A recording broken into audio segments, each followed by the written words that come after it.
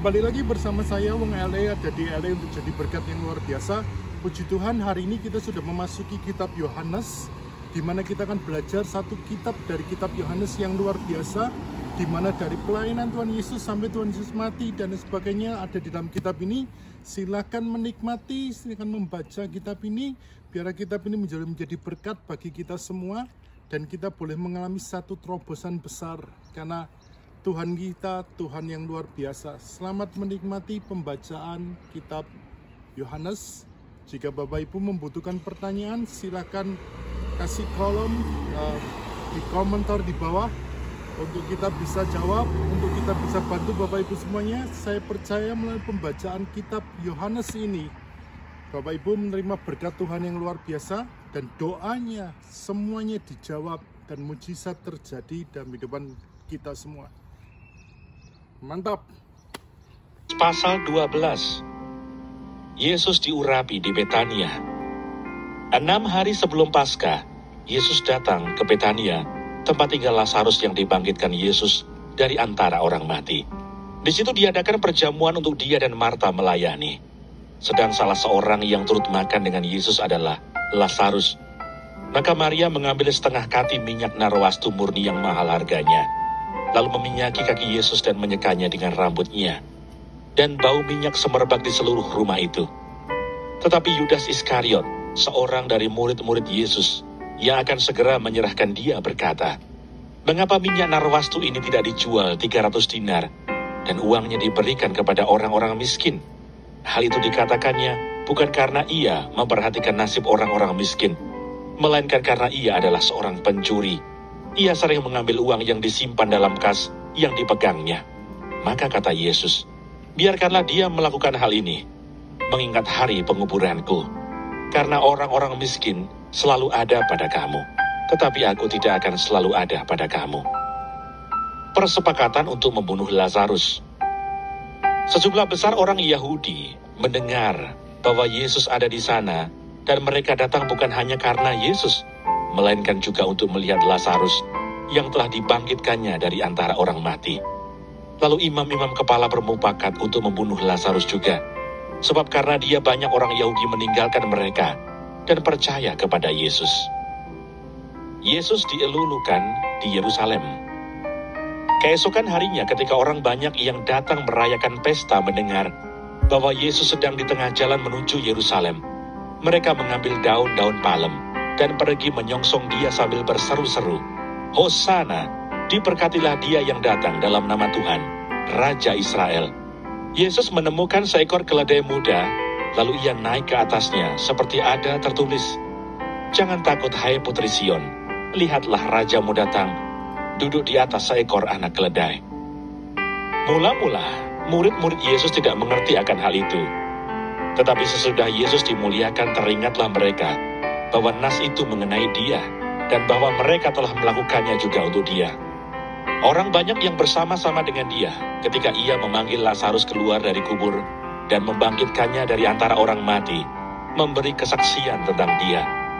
Sebab itu orang banyak itu pergi menyongsong dia, karena mereka mendengar bahwa ia yang membuat mukjizat itu.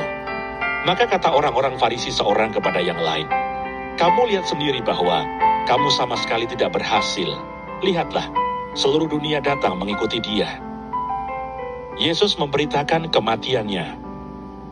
Di antara mereka yang berangkat untuk beribadah pada hari raya itu, terdapat beberapa orang Yunani.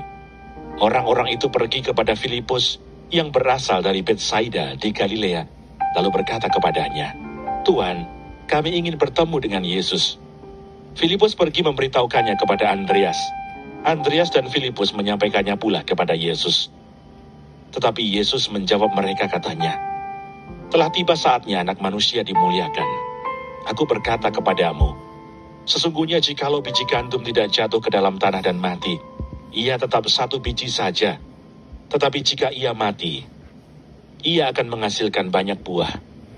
Barang siapa mencintai nyawanya, ia akan kehilangan nyawanya. Tetapi barang siapa tidak mencintai nyawanya di dunia ini, ia akan memeliharanya untuk hidup yang kekal.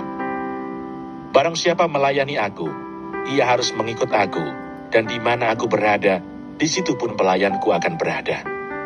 Barang siapa melayani aku, ia akan dihormati Bapa. Sekarang jiwaku terharu, dan apakah yang akan kukatakan? Bapa, selamatkanlah aku dari saat ini. Tidak, sebab untuk itulah aku datang ke dalam saat ini. Bapa, muliakanlah namamu. Maka terdengarlah suara dari surga. Aku telah memuliakannya, dan aku akan memuliakannya lagi. Orang banyak yang berdiri di situ dan mendengarnya berkata bahwa itu bunyi guntur. Ada pula yang berkata, seorang malaikat telah berbicara dengan dia.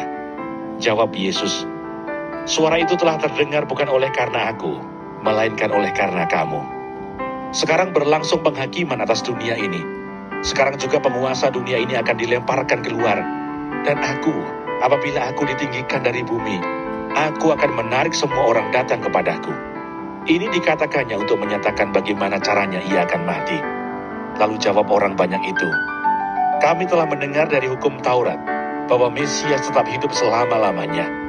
Bagaimana mungkin engkau mengatakan bahwa anak manusia harus ditinggikan? Siapakah anak manusia itu?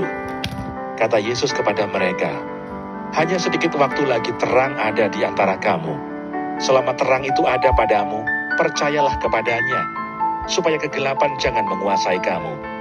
Barang siapa berjalan dalam kegelapan, ia tidak tahu kemana ia pergi.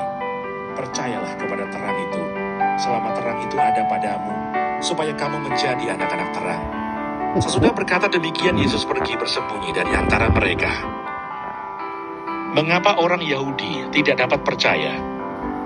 Dan meskipun Yesus mengadakan begitu banyak mukjizat di depan mata mereka, namun mereka tidak percaya kepadanya.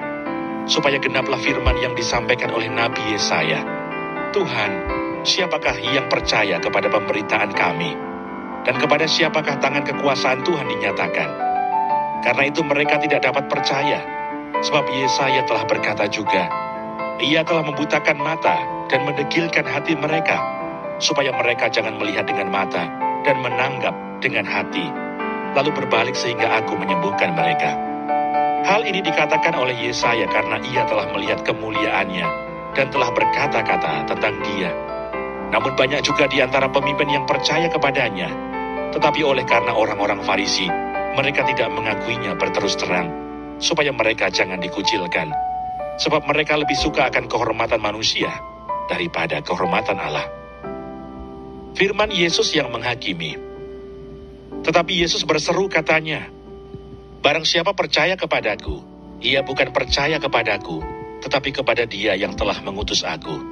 Dan barang siapa melihat aku, ia melihat Dia yang telah mengutus aku. Aku telah datang ke dalam dunia sebagai terang, supaya setiap orang yang percaya kepadaku, jangan tinggal di dalam kegelapan. Dan jikalau seorang mendengar perkataanku, tetapi tidak melakukannya, aku tidak menjadi hakimnya. Sebab aku datang bukan untuk menghakimi dunia, melainkan untuk menyelamatkannya. Barang siapa menolak aku dan tidak menerima perkataanku, ia sudah ada hakimnya, yaitu firman yang telah kukatakan. Itulah yang akan menjadi hakimnya pada akhir zaman. Sebab aku berkata-kata bukan dari diriku sendiri, tetapi Bapa yang mengutus aku. Dialah yang memerintahkan aku untuk mengatakan apa yang harus aku katakan dan aku sampaikan. Dan aku tahu bahwa perintahnya itu adalah hidup yang kekal. Jadi apa yang aku katakan, aku menyampaikannya sebagaimana yang difirmankan oleh Bapa kepadaku.